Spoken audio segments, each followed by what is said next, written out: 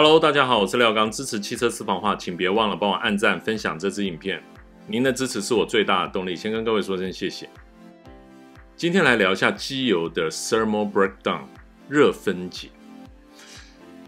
这个似乎比较常听到的是热衰竭啊，什么是热分解？依照台湾中油股份有限公司官网的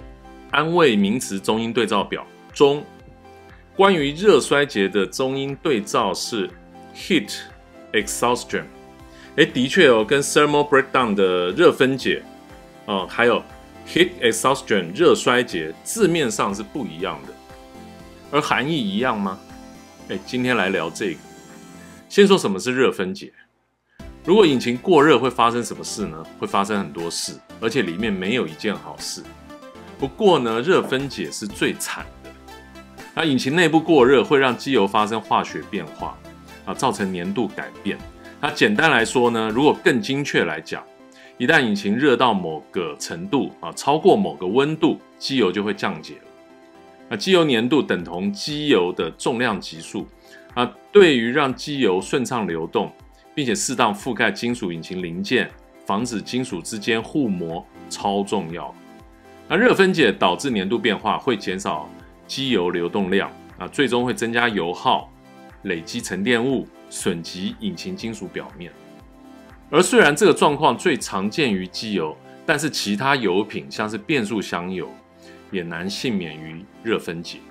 那热分解还会加快机油添加剂的消耗或磨损，它会产出并释放气体酸，还有其他有害不溶性化合物，在引擎内循环时造成损坏。那油品表面张力呢也会因此而下降，不过它比粘度衰退还要慢一点。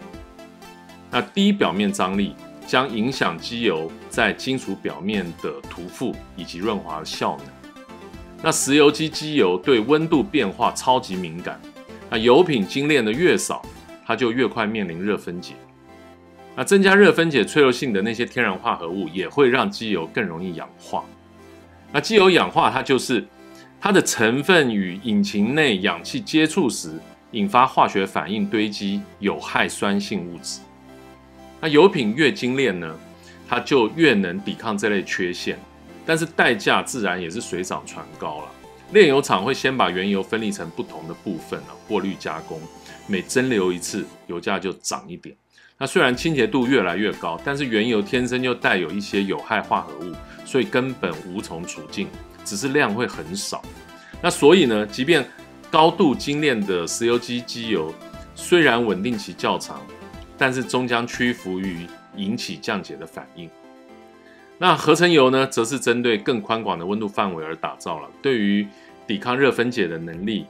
远胜原油机油品。那只要按时换油呢，一般乘用车就能合理的预防热分解。但是有一些引擎运转的温度比较高，对于温度引起的损害承受力就比较低了。那高性能引擎务必使用顶级的机油，避免热分解。引擎温度越高，机油降解就越剧烈、越迅速。但优质油品对于温度变化抵抗力比较佳，而防止热分解的最佳办法就是遵照原厂建议的换油周期，因为他们的建议指南都有很大的缓冲期，会比热分解可能来临的时间点提早很多。那至于机油会在哪个温度范围开始降解，一般来说最高大概能撑到摄氏121度，那如果超过摄氏135度就会降解。热分解现象不分机油的品种，高温下超过极限，通通都会分解变质。那我们回到前面，机油的热分解 thermal breakdown 还有热衰竭 heat exhaustion 是哪里不同的？热分解刚才说了，它是专指机油分子在高热条件下发生裂解、重组等化学键断裂的反应，它是热衰竭中的一个重要组成部分。是机油分子结构在高热环境下的变化情况，主要是由于瞬间的高温而导致快速的反应过程。那至于热衰竭呢，是机油在长期高温工作环境下各种不利反应逐渐累积导致整体性的衰退的一种综合状态。它包括氧化热分解、挥发损失添加剂失效还有沉淀物生成等等，多种现象。它是一个逐步发展的动态过程，反映了机油全面老化，而且最主要是由于机油长期暴露在高温下而引起。因此呢，热分解侧重于机油分子本身在高温下发生的化学变化反应，而热衰竭是从宏观的角度来反映机油综合性能在长期高温工况下逐渐耗竭的状态。热分解是导致热衰竭的主因之一，但是热衰竭也包含了其他例如氧化挥发等因素。总结来说呢，热衰竭主要涉及机油性能的逐步下降，还有添加剂的消耗，而热分解涉及机油在极端条件下的化学结构改变，两者都会导致机油润滑性能降低，但是原因和机制不太一样。所以呢，要维护机油正常的寿命，确保引擎机件不会过度磨损，首先要做的不是换很贵的赛车级机油，而是要把冷却系统顾好，确保冷却系统性能，按时更换冷却液，注意风扇运转的顺畅，以及是否有异音出现，都是一般车主比较容易忽略的部分。那至于电动车呢，就更要注意冷却系统的效能了，